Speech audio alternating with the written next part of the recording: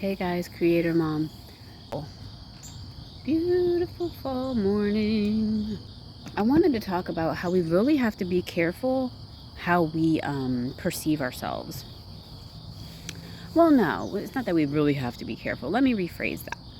We need to be aware of how we see ourselves. We really do.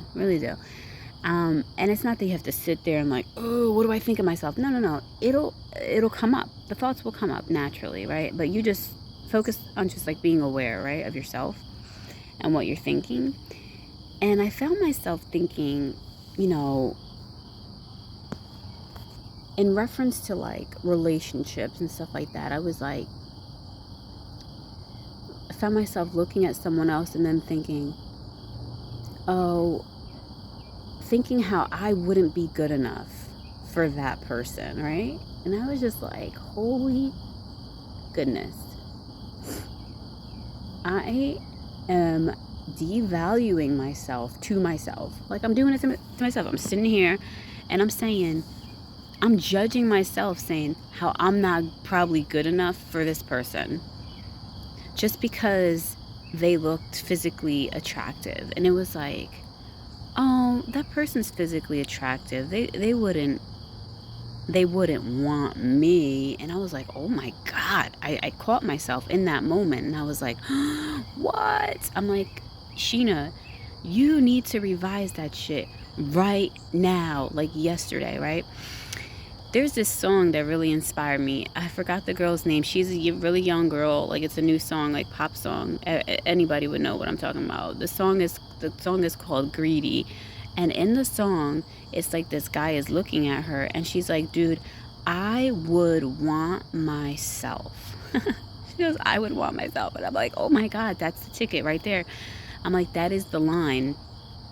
That attitude is what I need to adopt. I would want myself. You know what I mean? Because if I thought to myself, if I don't even want myself, if I were a man and I was like, I asked myself, if I were a man, would I want myself? And my initial answer was no. That came from within me. It was like, no, you're this and you're that and you're this. And it was all negative. And I'm like, wow. But where did I pick those belief stuff at? You know, because a lot of things was stuff that people told me, you know what I mean? That I was told and I believed it. Like, well, this is what I was told by, you know, my mother. This is what I was told by my ex or something like that. So this is reasons why no man would ever want me. And that's what they want you to believe. That is what even a narcissistic person, they want you to believe that you are an angry bitch and that no one would ever want you. They the only ones who are going to put up with your ass because you're just such an awful person, you know, when it's a lie, you know what I'm saying?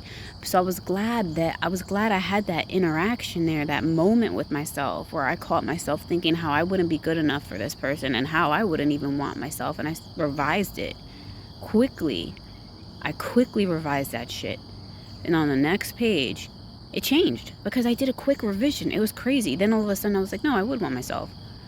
You know, I'm this, I'm that, I'm this. And I started writing, what are my qualities? I was like, no, the person who loves me is going to be drawn to me and they're going to love me for who I am. And I just made up my mind right there in that moment. And I believe that it did change and it did solidify like in my being, in my self-concept, because it was a strong thing. It was like, that's it.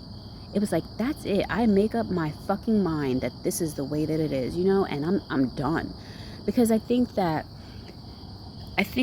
when you've spent so long with maybe a negative self-concept or feeling unworthy and shit like that, you just come to a place where you're like, fuck that shit. I'm done. I'm done that I'm motherfucking done with that.